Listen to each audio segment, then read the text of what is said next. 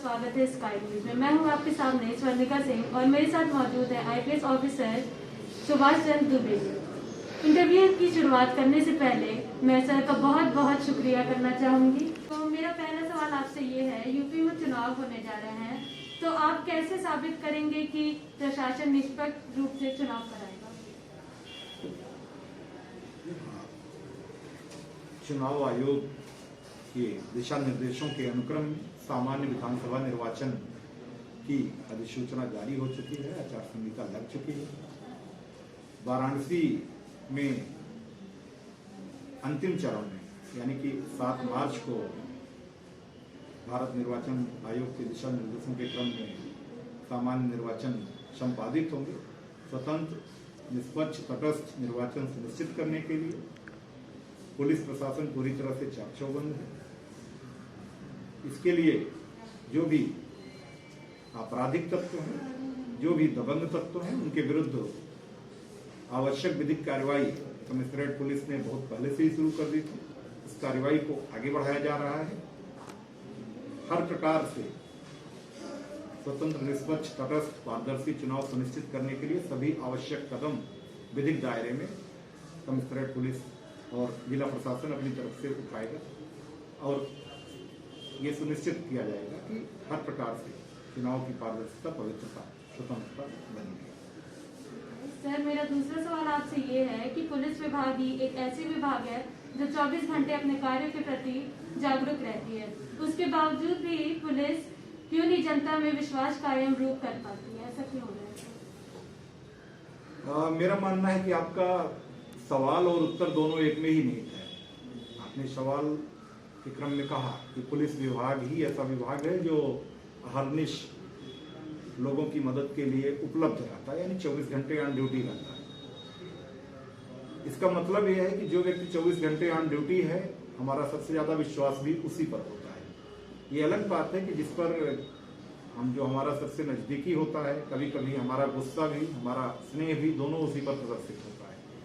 तो मैं इसको इस रूप में नहीं देखता। मैं मानता हूं कि पुलिस जनता के लिए है, जनता के कार्यों के लिए है और जनता के बीच से ही पुलिस वाले आते हैं, बहुत सामान्य परिवारों से आते हैं। कहीं अगर पुलिस वाले गलत होते हैं तो उनके विरुद्ध तत्काल कठोर अनुशासनिक, विधिक, विभागीय कार्रवाई सुनिश्चित की जाती है। ऐसा हम लोग बहुत सारे दृष्टांतों से देखते भी हैं। लेकिन बहुत सारे पुलिस वाले अहर्निश अपने दायित्वों के निर्वहन में प्राणपण से लगे रहते हैं, हमेशा सेवा, सुरक्षा की भावना से, पूरी तत्परता से अपने दायित्वों के प्रति सजग रहते हैं।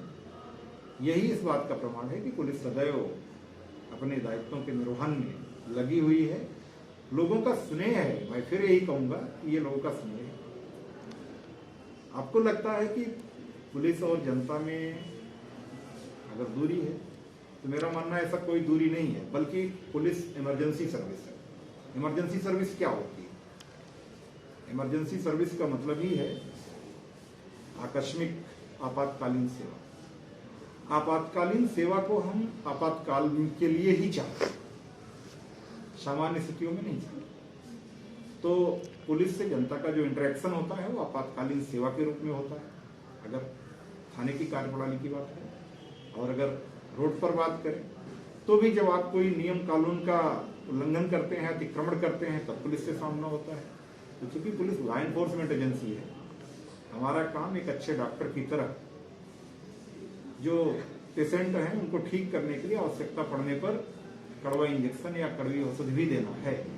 लेकिन ये भले उस पेशेंट को उतने समय लगे कि इंजेक्शन कड़वा है, दर्द हो रहा है, दवा कड़वी है, लेकिन अंततः उस पेशेंट के भले के लिए होती है। तो समाज में जो भी कभी भी नियम कानून को अतिक्रमित करने वाले लोग होते हैं या नियम कानूनों की अवहेलना करते हैं, पुनः समाज में उन नियम कानूनों की साख बरकरार करने के लिए और अन्य लोगों को नसीहत देने के लिए पुलिस आवश्यक कठोर विधिक कार्रवाई भी करती है।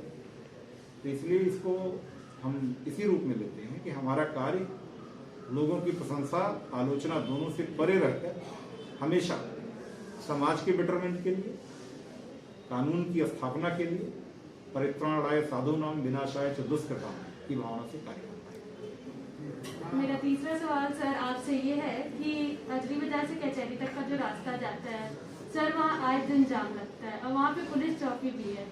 उसके बावजूद भी लोगों को जाम का सामना करना पड़ता है राष्ट्रीय और बिग बाजार की वजह। ऐसा क्यों सर? वाराणसी में जाम की समस्या से मुक्ति के लिए कमिश्नरेट पुलिस ने काफ़ी कदम उठाए हैं। काफ़ी कुछ अभी किया जाना बाकी है, क्योंकि सुधार की हमेशा गुंजाइश होती है। हमारे पुलिस कमिश्नर महोदय का प्रयास है कि जनता के सहयोग से, यानी वाराणसी के, काशी के स्थानीय निवासियों के सहयोग से, जन जागरूकता के द्वारा, उनके समन्वय और उनकी सहमति से इस ट्रैफिक जाम की समस्या का भी समाधान निकाला जाए। हमारी कमिश्नरेट पुलिस इसके लिए प्रयासरत है। उम्मीद करते हैं कि बहुत जल्द ही इसके भी, जैसे आपराधिक तत्वों के विरुद्ध कार्रवाई की हम लोगों ने उल्लेखनीय प्रगति और बढ़त हासिल की है, वैसे ही ट्रैफिक जाम की समस्या से भी जन सहयोग से, जन सहभागिता से, लोगों के समन्वय से हम लोग इसका भी समाधान, आपने किसी एक स्पेसिफिक पॉइंट को मेंशन किया, मैं सारे वाराणसी की बात कर रहा हूँ, पूरे कमिश्नरेट की बात कर रहा हूँ। हर जगह के जाम के झाम से हम लोग बहुत जल्दी ही मुक्ति पाएं, इसके लिए हम लोग कार्य योजना बना रहे हैं, जो जन सहयोग से हम लोग ग्राउंड लेवल पर बहुत जल्दी उतारें। सर, मेरा चौथा सवाल आपसे ये है कि कोविड को देखते हुए चुनाव होने जा रहे हैं, ऐसे में क्या संभावनाएं हैं, इन्फेक्शन बढ़ेंगे या घटेंगे? देखिए, ये तो आपका भी कार्य है, आप लोग प्रशिक्षु हो अभी मीडिया में, और हम एक बात हमेशा कहते हैं कि जनता का जो प्रत्येक व्यक्ति है वो भी बिना वर्दी का सिपाही है। यानी हर व्यक्ति का काम है लोगों को जागरूक करना, नियम कानूनों के बारे में बताना। प्रशासन ने, शासन ने कोविड के संक्रमण के फैलाव को रोकने के लिए बहुत सारे दिशा निर्देश जारी किए हैं। नाइट कर्फ्यू से लेकर बहुत सारी सोशल डिस्टेंसिंग को मेंटेन करने से लेकर, हाथ को सैनिटाइज करने से लेकर, साफ सफाई की स्थिति को ध्यान देने से लेकर, कोविड वैक्सीनेशन को लेकर बहुत सारी गाइडलाइन जारी किए गए हैं। उनका अनुपालन करने के लिए आप सभी लोग, हम सभी लोग जन सामान्य को जागरूक करें। मेरा मानना है कि इससे सुरक्षा सबसे बड़ी यही है कि हम इससे बचाव कैसे करें, इसके बारे में जागरूक। तो कोविड से बचाव के लिए सबसे ज़्यादा बड़ा हथियार, सबसे अचूक हथियार जन जागरूकता है। और जन जागरूकता फैलाना तो केवल शासन प्रशासन का ही काम नहीं है, बल्कि जन सहभागिता से, जन समुदाय से लेकर जितनी भी हमारी स्वैच्छिक संस्थाएं हैं, मीडिया है या अन्य सामाजिक संस्थान है, सबका ये दायित्व है। क्योंकि कोविड का संक्रमण किसी व्यक्ति विशेष को नहीं, समुदाय विशेष को नहीं, क्षेत्र, वर्ग, धर्म, भाषा, लिंग भेद देखकर नहीं, बल्कि संक्रमण सामान्य रूप से हर किसी को प्रभावित करने की अपनी क्षमता रखता है। इसलिए सबको मिलजुल कर इसमें सहयोग करना होगा, और सभी लोग कर भी रहे हैं।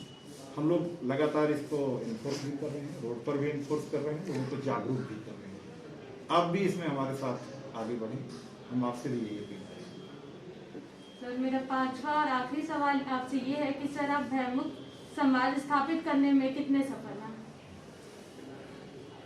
देखिए, भयमुक्त समाज स्थापित करने में पुलिस प्रशासन पूरी तरह से सफल है, क्योंकि अच्छाई और बुराई, उचित अनुचित, नीत अनीत, नैतिकता अनैतिकता, इस समाज के उद्भव के साथ ही जो विचारधाराओं का संघर्ष है, जो हितों का संघर्ष है, हमेशा से होता आया है।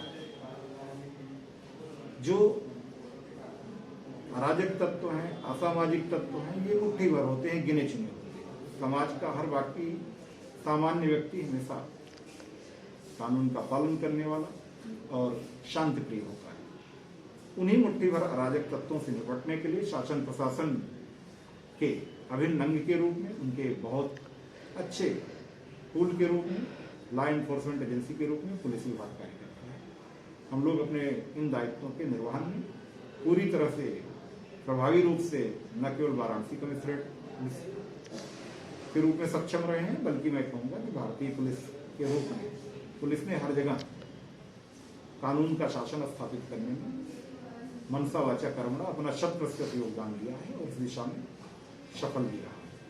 अगर कोई छोटे मोटे अपराध होते भी हैं तो जन सहभागिता से, कम्युनिटी पुलिसिंग के द्वारा, जन समुदाय के सहयोग से उनका भी त्वरित निवारण निस्तारण सुनिश्चित कराया जाता है। धन्यवाद सर, मुझे आपसे बहुत कुछ सीखने को मिला। महत्वपूर्ण टाइम देने के लिए बहुत बहुत धन्यवाद।